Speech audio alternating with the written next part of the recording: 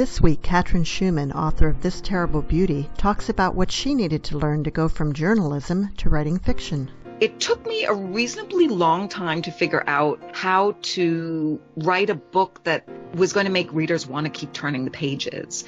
I didn't totally understand plot, how to write a story that's actually compelling versus just kind of interesting. Welcome to Writers' Voices with Monica and Caroline. I'm your host, Monica Hadley, and with me is my co-host and mother, Caroline Kilborn. Hello, everyone, and I have something for you to say that's important. Spring's coming. Yes, because we both saw robins this week in Iowa. Yes. So the birds know. The birds know. Actually, we dodged a bullet here this week. We were supposed to get 6 to 12 inches of snow, and we got 0. Yeah, great. It was great, wasn't it? It all went south of us, which is kind of weird, but not all that unusual. All right, Mom, what do we have in store for our listeners today? Well, today we have what I call a page-turner. And it's a really interesting story. The author is Katrin Schulmann, and the title is This Terrible Beauty. Now, it's a complicated story because it's about the Berlin Wall that went up, that the Russians put dividing Berlin after World War II, and these people are trapped, of course, on one side. They're trapped on the Russian side, and it's an interesting book. And the thing is, you have to realize that it's going to jump around a little bit because things are happening in Europe, and then the person goes to the United States and so forth. So anyway, but about the author, she was born in Freiburg, Germany, and moved to Brooklyn when she was 2. At age 11, her family moved to London, England, and she was awarded a scholarship to Oxford University and studied French and German literature and played ice hockey. She worked at British Sky Broadcasting in London and received a graduate degree in journalism from Stanford University before settling in Boston. She lived with her husband and growing family in Chicago, Washington, D.C., and San Francisco, working in various capacities, including at National Public Radio, where she was granted the Kogan Media Award. She has had a tremendous amount of experience in the world and doing things, and that you can tell that by this book. So we welcome you to Writers' Voices. Katrin Schulmann. Yes. Hi.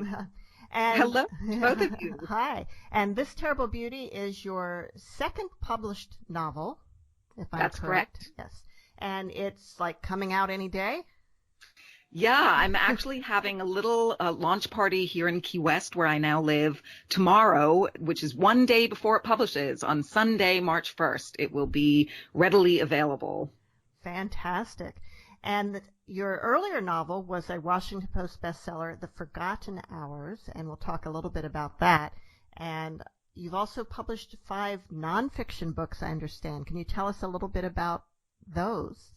Sure, yeah. So I actually trained to be a journalist, as you mentioned in your summary of my background. It's always kind of fun to hear about myself, somebody else summarizing the things that they find interesting. But you mentioned that I had been to Stanford, and there was a period of time where I thought I would become a journalist, and worked for NPR for a little while and so on. And then I realized that really journalism and the competitive nature of that field, I wasn't really cut out to do that in terms of my personality. So what I discovered was that I was really good at collaborating with other people on book ideas and book projects. And a lot of people have great ideas for books, but aren't necessarily gifted at the writing part of it. So what I ended up doing was publishing a number of books, some of them under my own name as a co-author, and some of them actually I was a ghostwriter and I'm not named on the book cover. But I did that for a number of years, and it was really fun and satisfying, and I learned an incredible amount.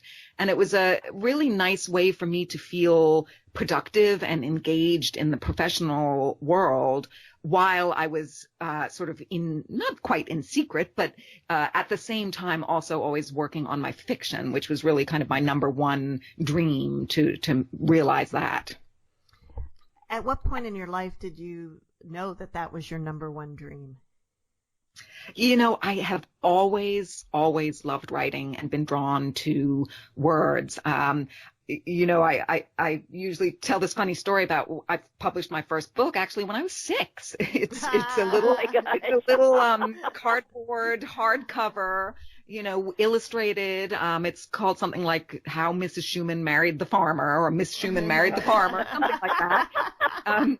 So even as a little girl, I just was fascinated by storytelling. And then as a teenager, I would sit at my mother's electric typewriter and write horrible stories about girls and ponies and things like that.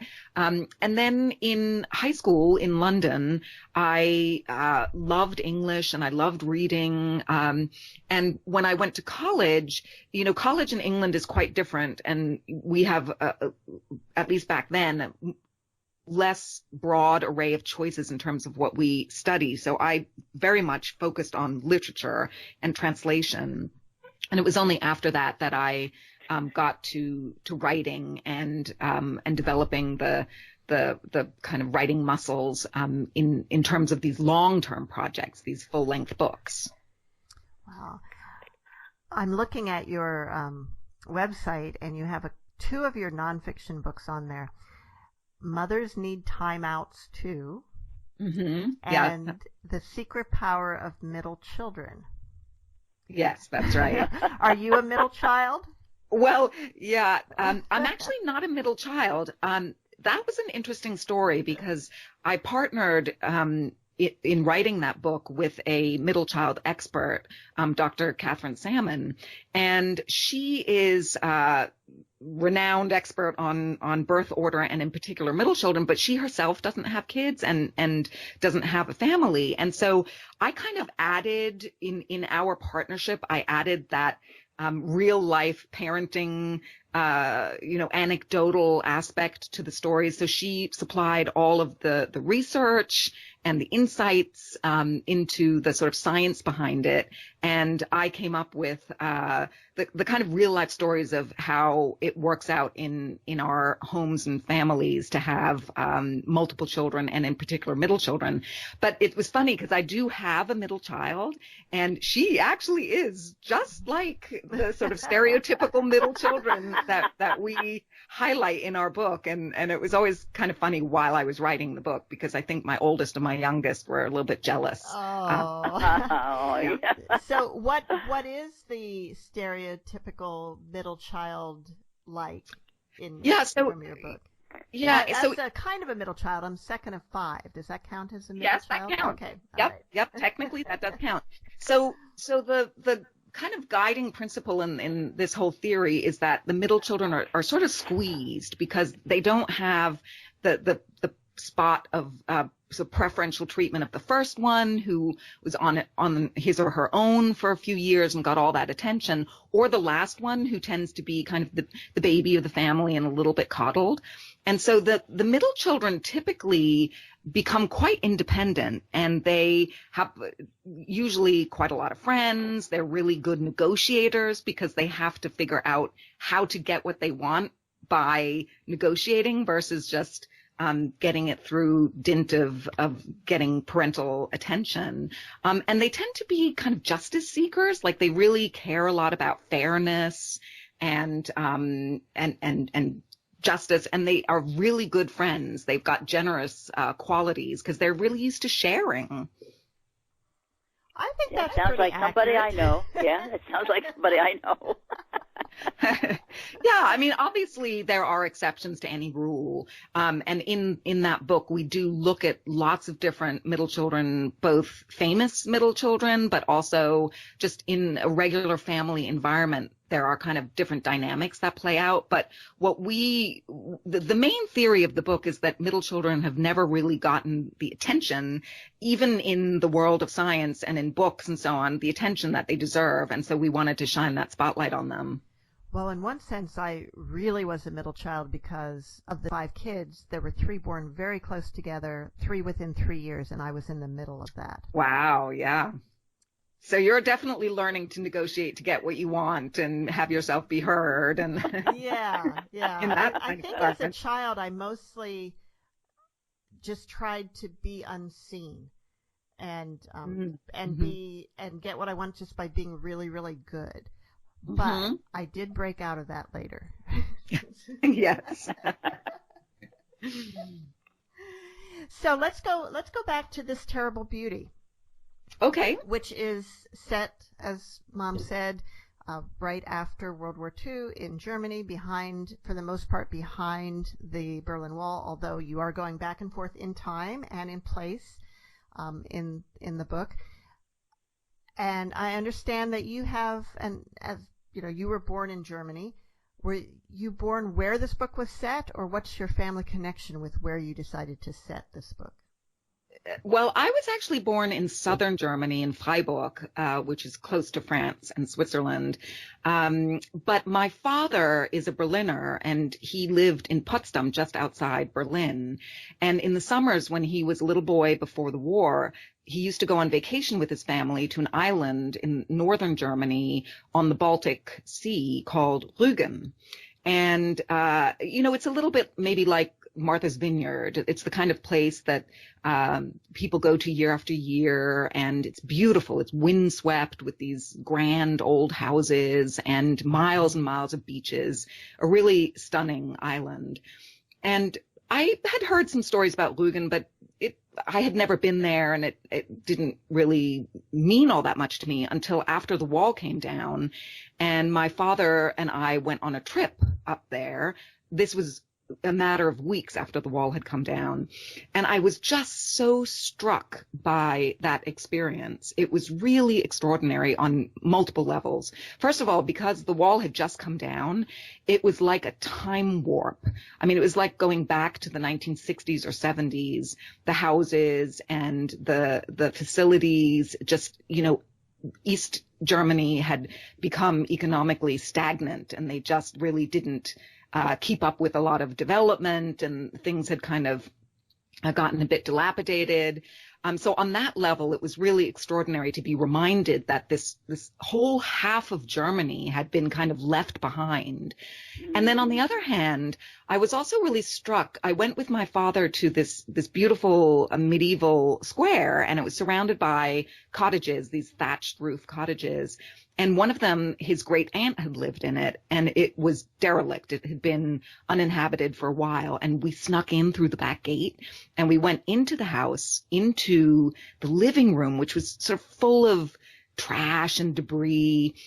And I remember in particular, I saw on the wall right behind they had this sort of iron fire pit with which they would heat the house, and they would heat always with coal because it was very inexpensive, filthy coal, brown coal.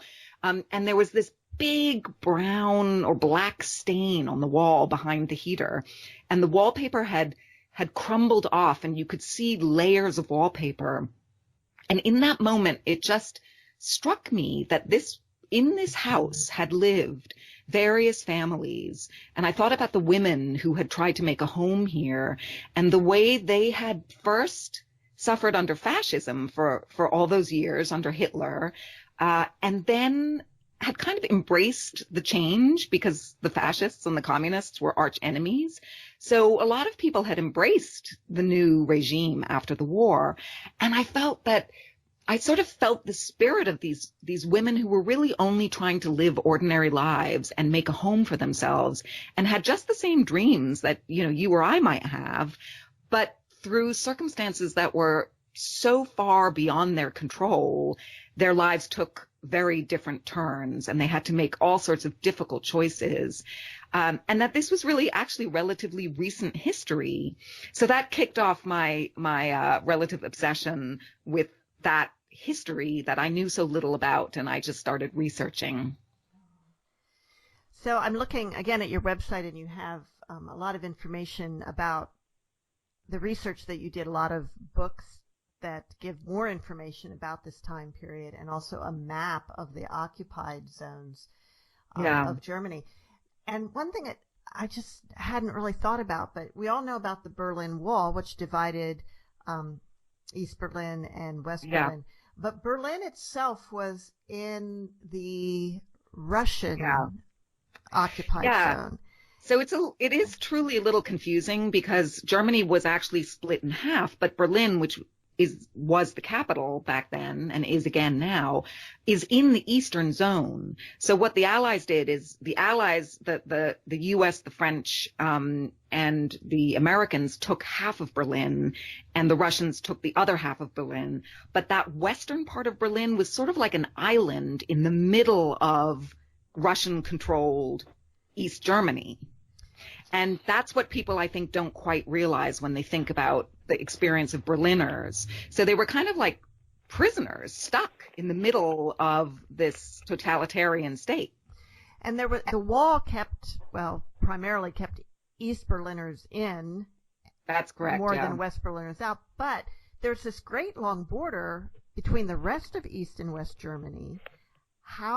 Was there a wall along the whole border?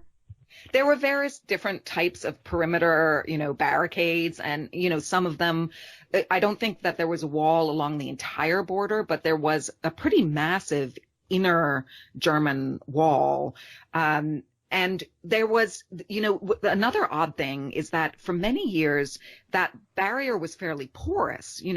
Between the end of the war and 1961, when they actually built the wall, the Germans were able to go back and forth. Even in the course of one day, they could be living in the West and go work on the East, or vice versa, or they could go to see a play, in East Berlin or whatever.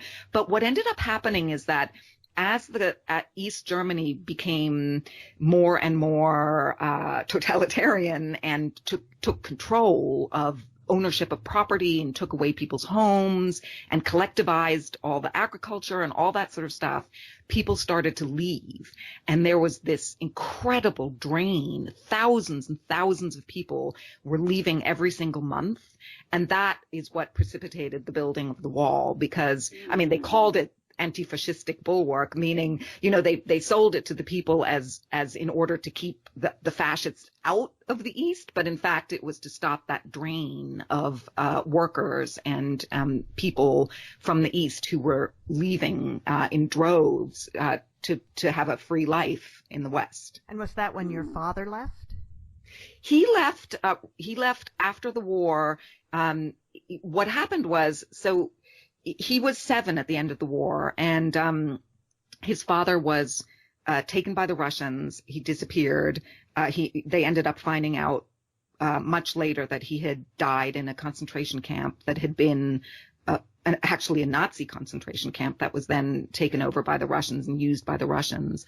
And they lived in Potsdam, which was part of East Berlin, and he used to, as a little boy, bike across Berlin in order to go to the West Berlin schools, because his mother didn't want him to be indoctrinated into the communist system. So he traversed Berlin for all these years, all these miles to go to school. And then his mother ended up leaving in the early 50s because she wanted him to get a Western education, essentially. But, they had to leave their home behind. They owned a beautiful little house, which they loved, and they just had to pack their bags and leave and go to West Berlin. And so he remembers that, and he shared those stories with me throughout my childhood. You're listening to Writers' Voices with Monica and Caroline. Our guest today is Katrin Schulmann, author of This Terrible Beauty. We have no conception of what life would have been for those people. this book does give us a pretty good picture of it. It's just it's unbelievable, and how they survived, and I don't know. I thought it was very interesting. I really did.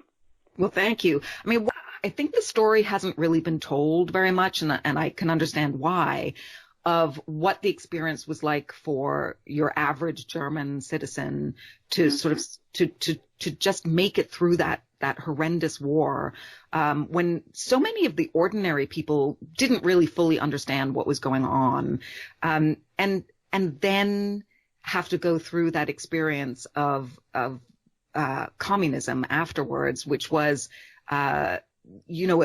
different, but in a way equally inhibiting in their lives. They were no longer able to make the same kind of choices and have the same sort of freedoms.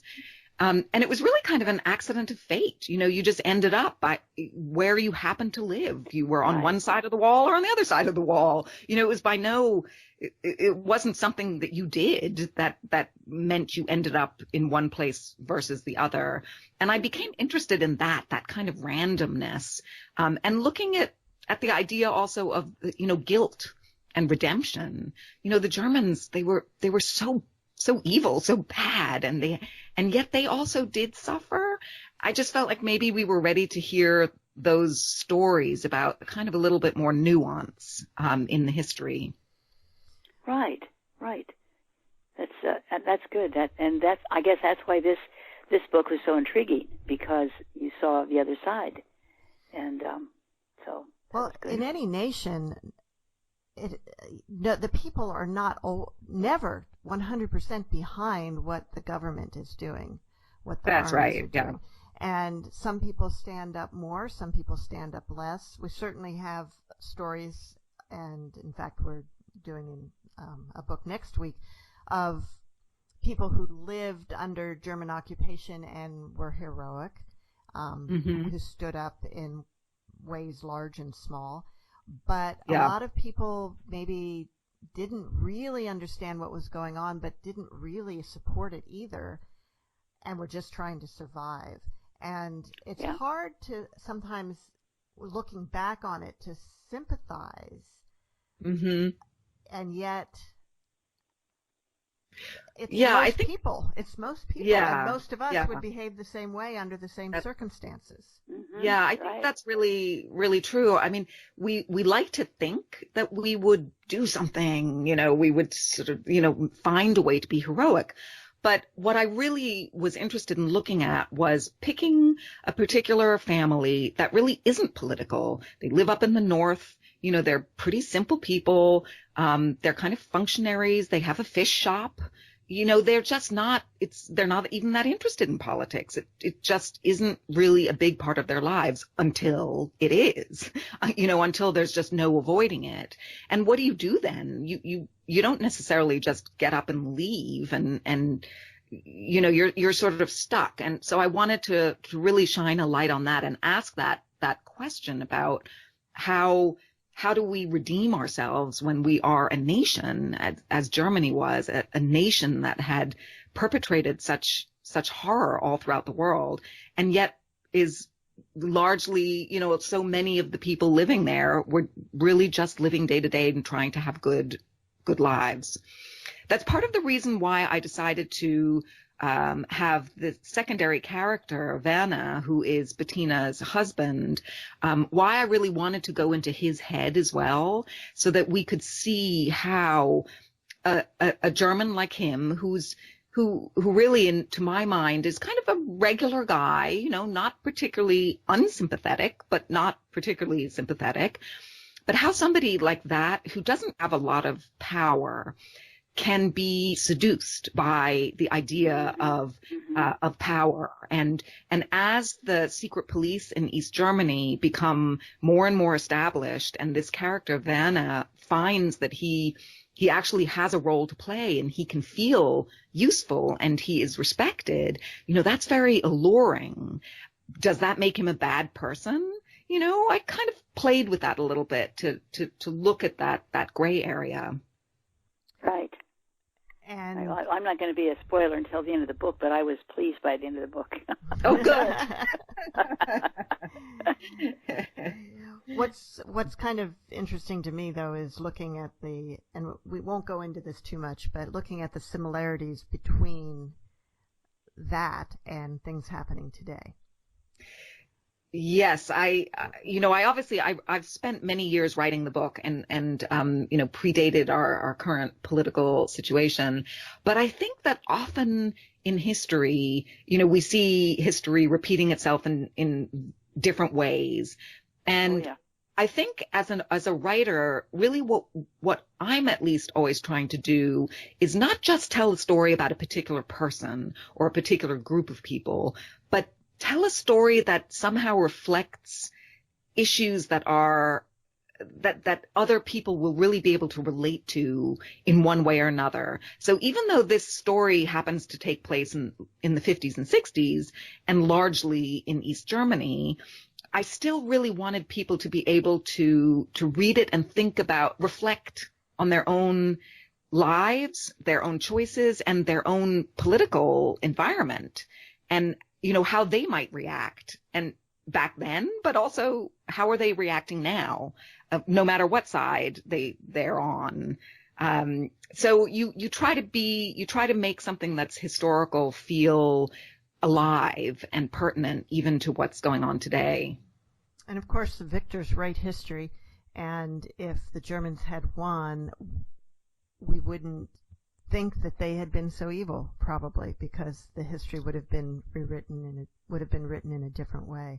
That is true. And there are probably things that our own nation is perpetrating now that from some perspectives would be seen as evil.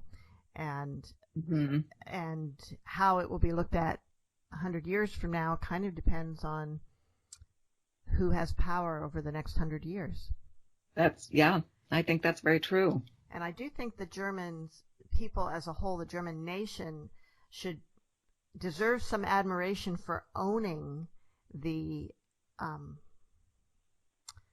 what they did in World War II and not trying to cover it up and forget about it and say, oh, it wasn't such a big deal, it didn't really happen. Yeah, and I have to say, I think I have kind of an interesting perspective on this as a German. I still am a German citizen. I actually only became an American 4 years ago.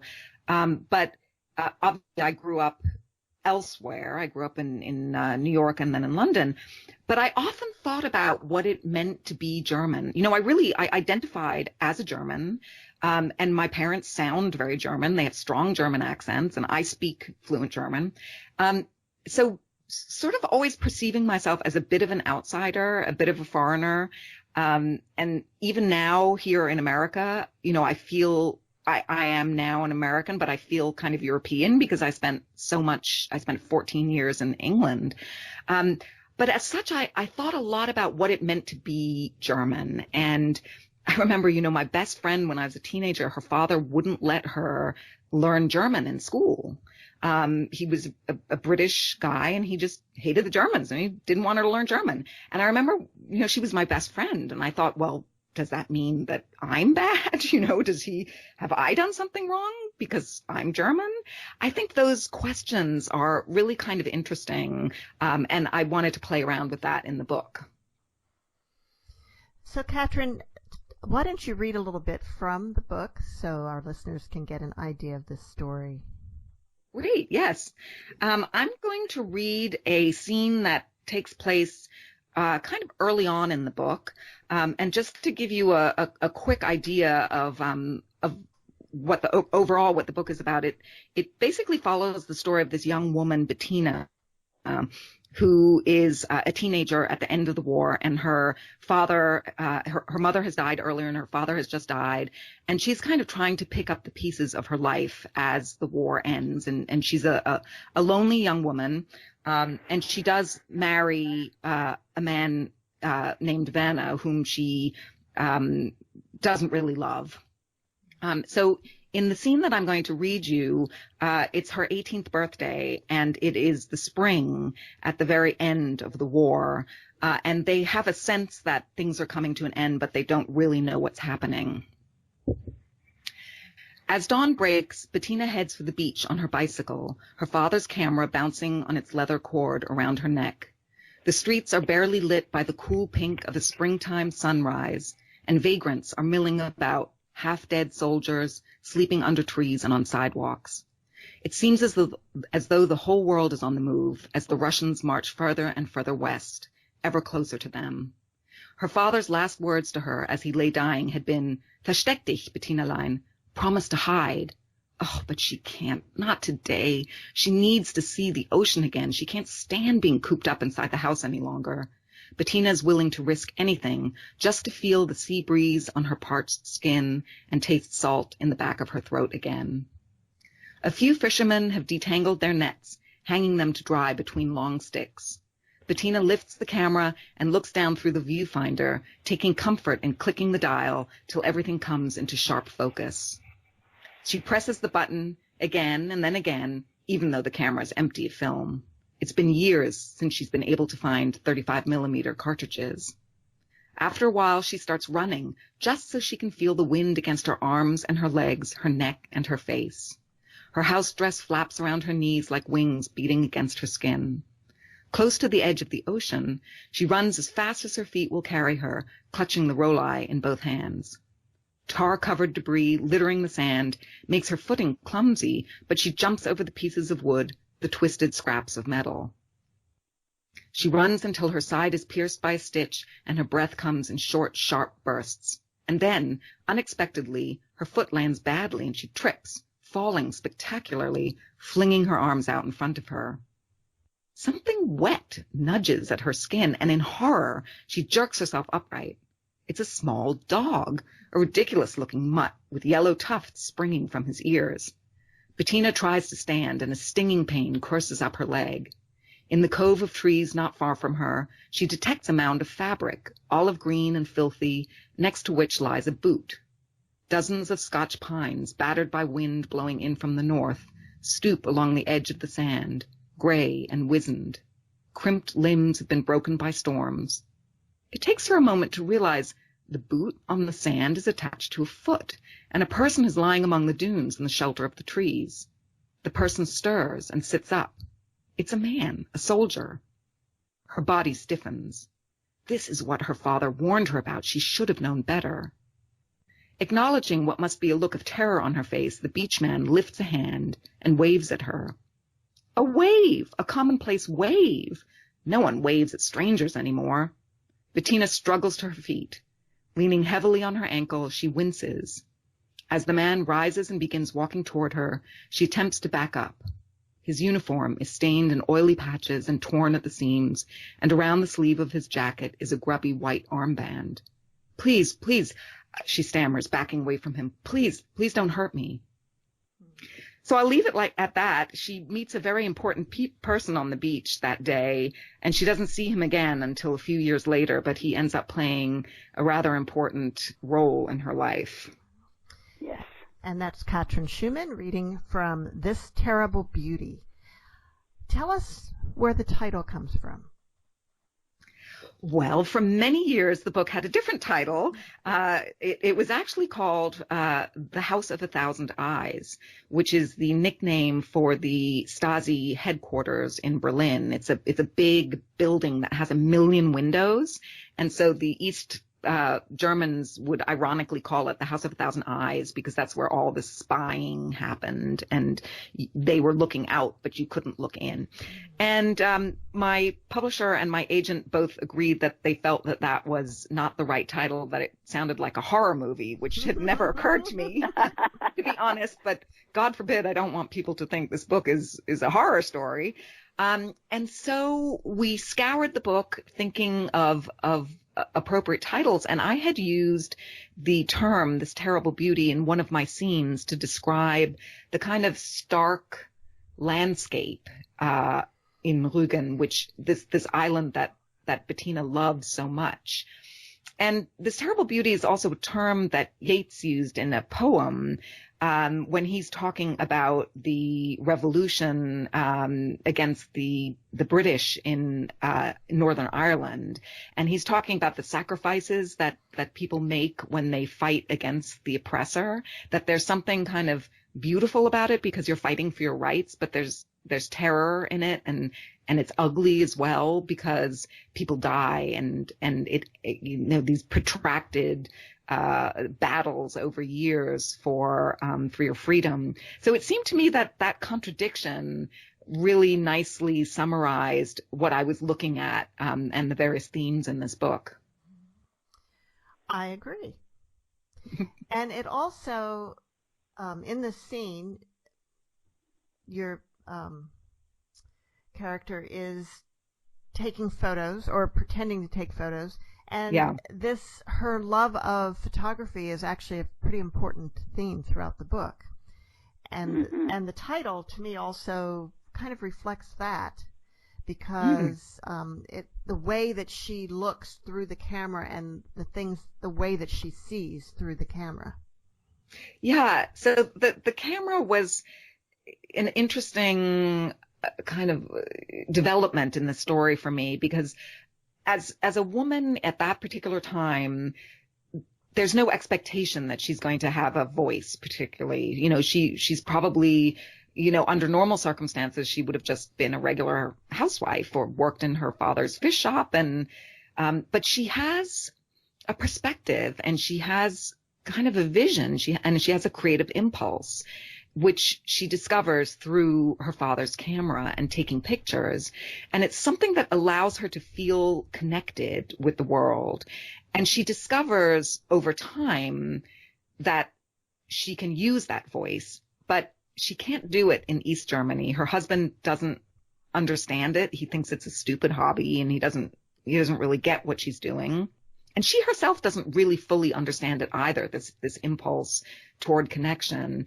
And I found that there was some irony in this idea that once she's forced to leave her homeland, and that tragedy of her having to start a new life, but all on her own, it's when she's in that situation that she really discovers that taking pictures, it almost kind of saves her life. This ability to feel connected, even though her life has taken such a tragic turn.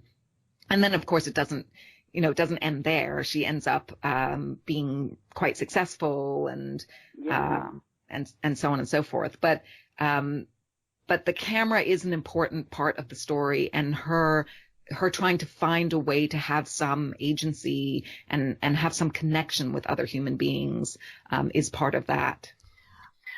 I really like the part when she's in Chicago and she is photographing a civil rights, not exact kind of a riot, a demonstration, the way it is described. Again, she's connecting with the people who were victims of oppression.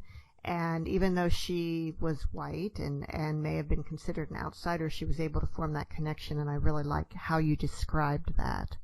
I'm really glad you picked up on that, actually. It's so gratifying to hear when readers appreciate sort of a little moment in the book, because it's not a big part of the book. It's just one small scene.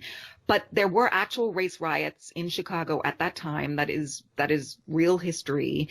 And Chicago was gentrifying and changing, and there were gangs, and this was in the 60s.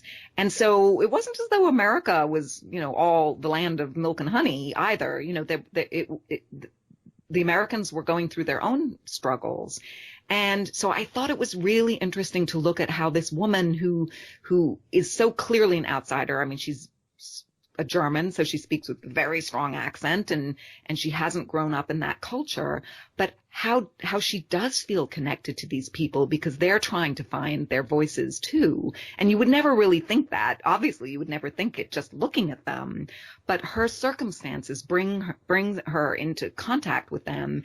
And when she's taking their picture in the aftermath of this riot, and she really does feel that human connection, as I think many of us do in unexpected circumstances. You're listening to Writers' Voices with Monica and Caroline, and our guest today is Katrin Schulmann, author of This Terrible Beauty. Katrin, I understand that you also teach writing. I do. Yes, I love teaching. And that you teach in prisons, and you teach in an independent writing center, and you teach at workshops. And so tell us a little bit about some of these different places that you teach and how it may be different one from the other. Sure. So most of my teaching centers around Grub Street, which is an independent writing center in Boston. It's the largest in the U.S., actually. And it's a really wonderful, innovative place, actually quite rigorous, but very, very welcoming. And that's where I cut my teeth on teaching before I had even published, actually. I've taught a variety of classes there, nonfiction and fiction. And one of the biggest things that I did was I developed, along with another author, I developed a program called the Launch Lab, which is for new authors to help them figure out how to promote their work. Because that's kind of this big, nebulous, confusing, slightly terrifying mountain that you have to climb once you publish, is that you have to get the word out there about your book. So I taught a really intensive series of classes on that. And that community really allowed me to professionalize and become connected to writers. They have an annual conference called the Muse in the Marketplace, which is fantastic. And I would encourage anyone who's interested in writing to check it out. It's actually going to be taking place in April in Boston this year. And then what happened is I'm not entirely sure why, but ever since I was a young woman, I had always thought that I wanted to teach in a prison. And I never had the guts. I was just it was this idea that I had, but life got in the way and I just never did it. And then when I started working on my first novel, The Forgotten Hours, that centers on a story of a young woman whose father is sent to prison for a crime that she doesn't believe he committed. And that was a pretty tough book for me to write on a pretty tough topic. It's around a rape accusation, and it's looking at the issues of truth and loyalty and so on. And I thought to myself, if ever there's a time for me to be brave and sort of get over myself, now's the time. And I signed up to teach writing in various prisons in the New England area through Penn, New England. And that was a really intense experience on multiple levels. Writing this book while I was teaching in prisons was pretty interesting.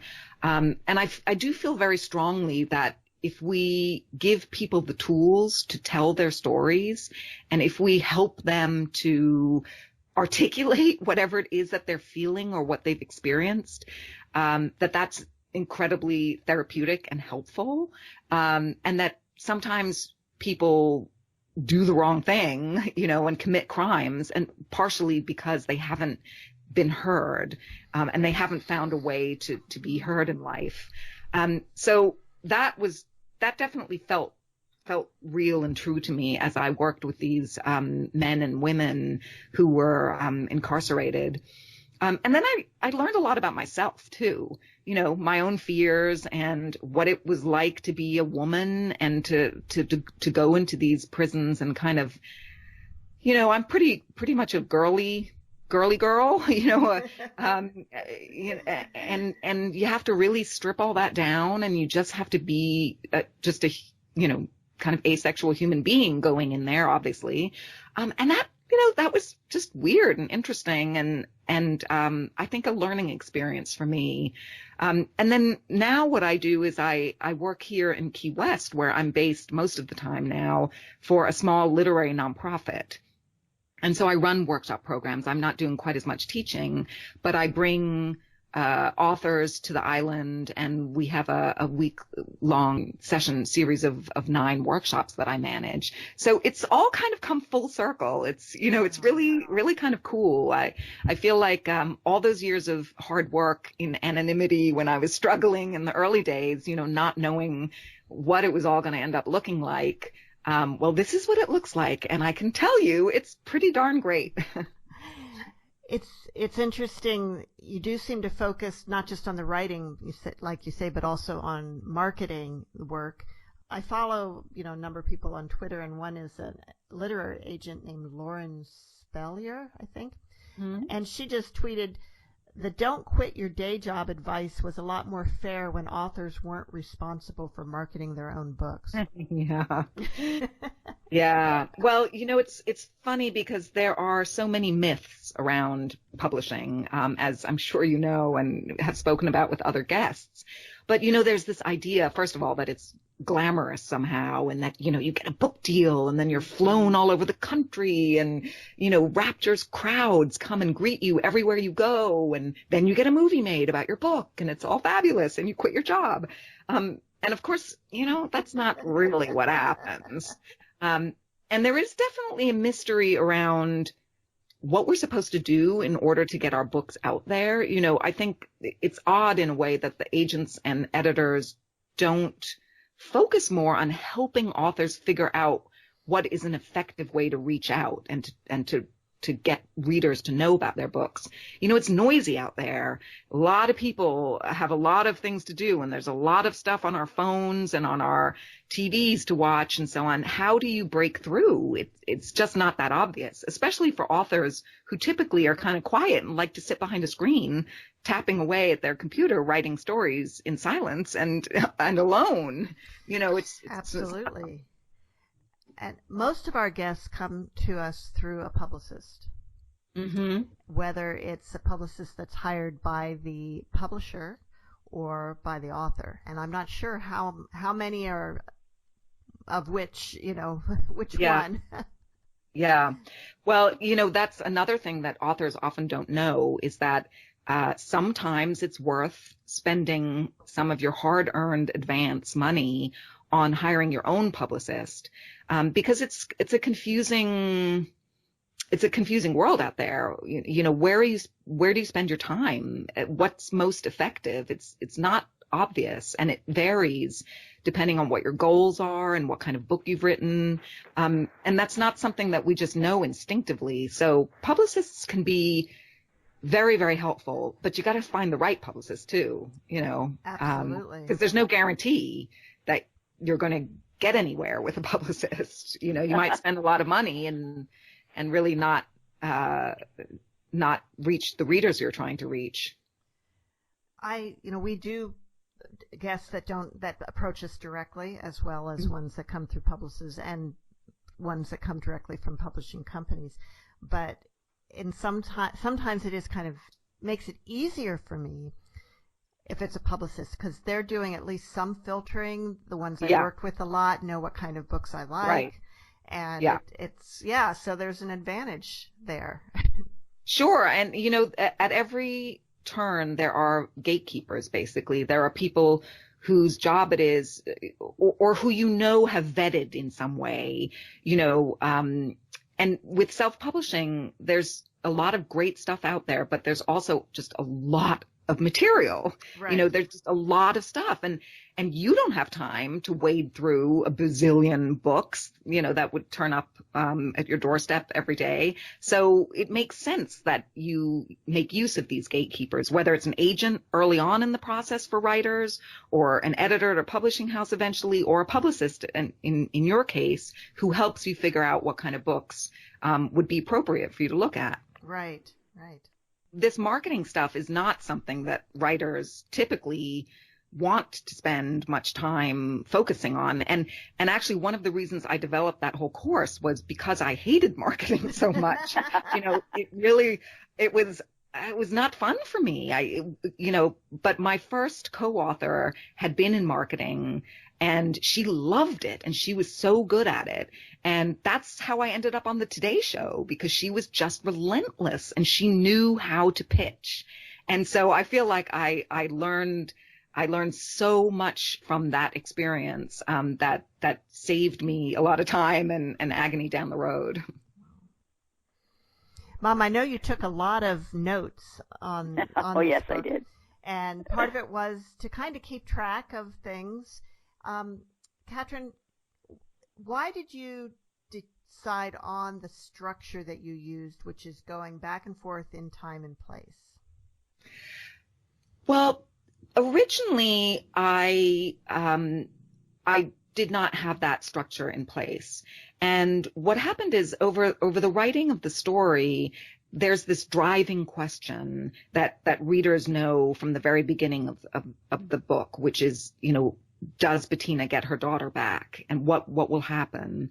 And I realized that a lot of the scenes and the kind of more quiet drama that I wanted to expose that happens in East Germany, the kind of struggle of her early life, that was only, I thought that might only be interesting to readers if it was framed within this larger question of who is the man she married? Is he a good man or bad man? And ultimately, is she going to be able to get her child back or not? And so it seemed to me that the best way to do that was to show her in the present day, which is in the 60s, and kind of have these really, they're not really flashbacks because most of the book takes place in East Germany in the 50s. The portion that happens in Chicago is actually pretty small, but it is periodic throughout the book, so it's kind of a touchstone.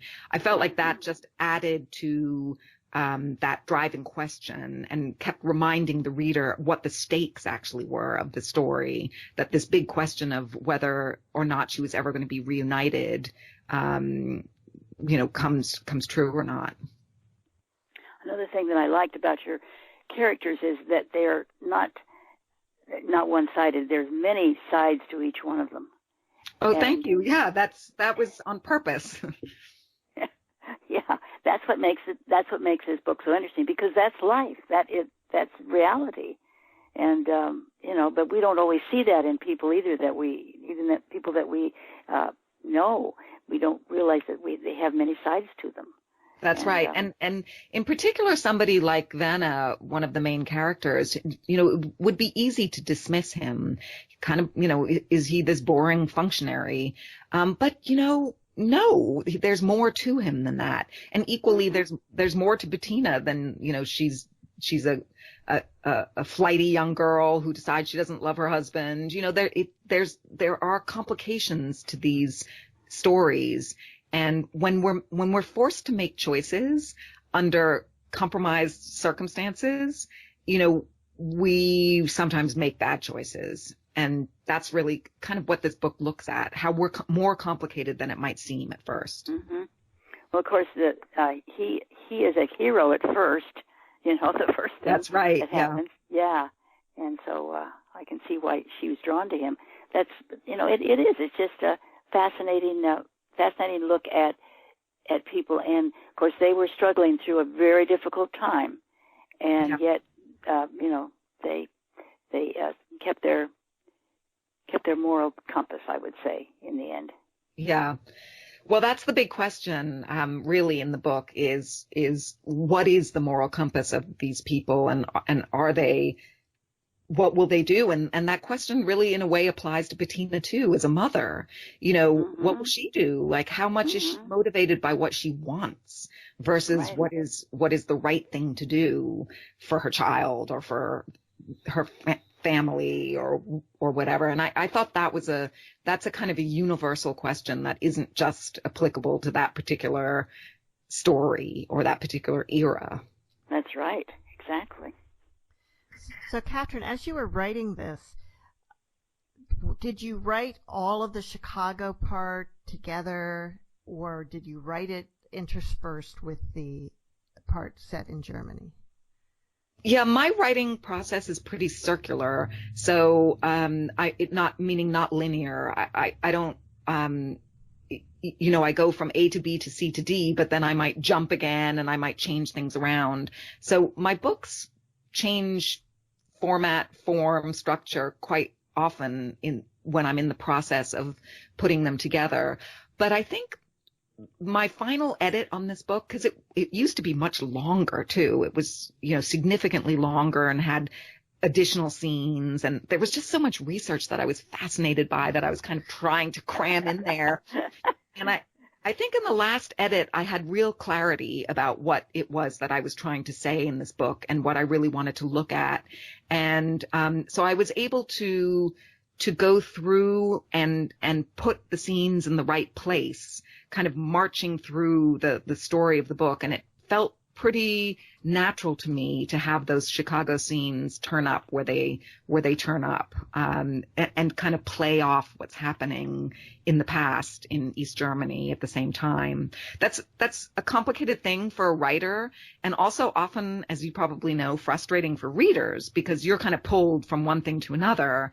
But the main thrust of the story does still happen in that era of the 50s in East Germany.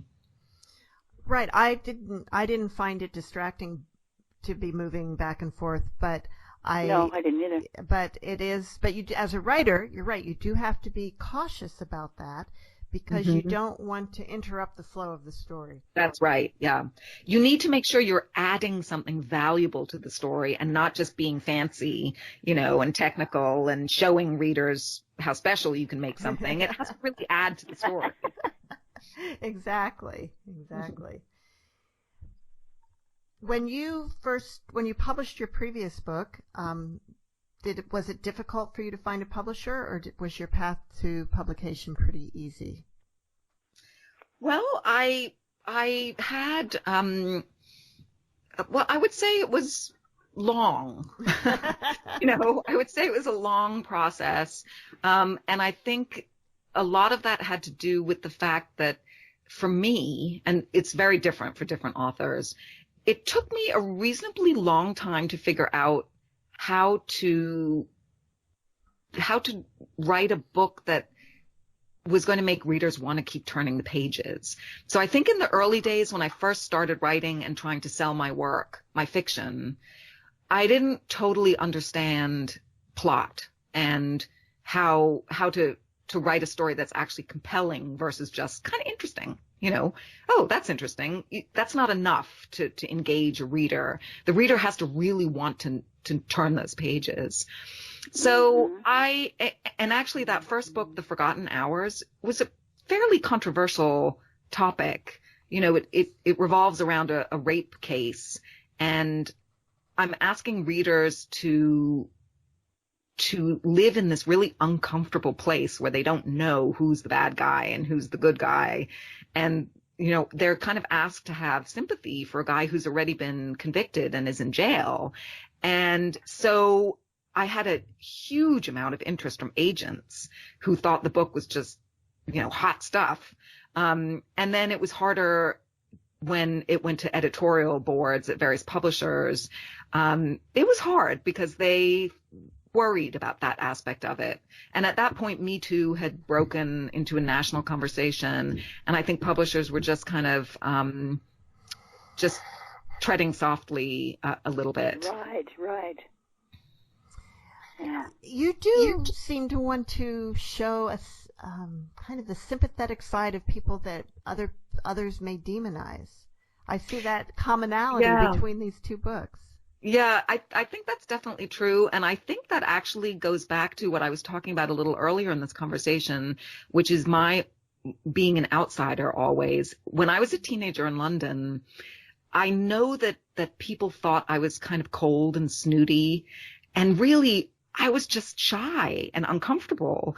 And so I understood that people were making assumptions about me that were incorrect. And I didn't really know how to change that. But I think that made me very sympathetic to understanding that people are complicated and they don't always seem who they are, and they're not always who they seem.